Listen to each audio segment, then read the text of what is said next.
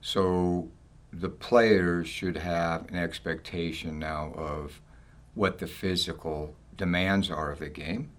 And I don't mean necessarily just the contact, but the physical demands of the continuity of the game and the continuous nature of the game, because that's the biggest difference, unless they're not wrestlers, unless they're basketball players. That's the biggest difference for anybody who's coming from football or track and field or even wrestling. Because wrestling's 3 minutes of intense battle, but then you got to rest. This one could be 3 minutes of intense battle and then a short, quick rest, and then it's another, 3 minutes of intense battle. Usually not that much at our level, because right now there's a tendency to knock the ball on or have something go wrong. But the biggest issue, the biggest difference is just they'll have played a game, so they have some expectations. From a coaching standpoint, we played a game, and so we are attempting to work on the things that we think we need to address.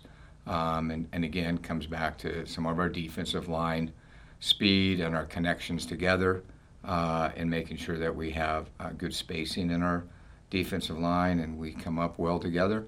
In our attack, it's about, again, comes down to spacing, how well our forwards are spaced from the breakdown, how well they're spaced from each other.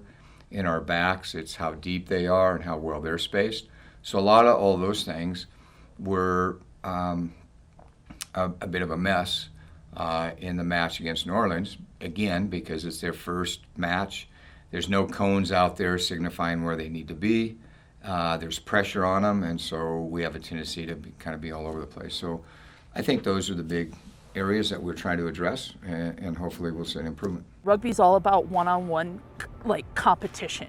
It's like little snippets of you versus me, who's going to win this battle.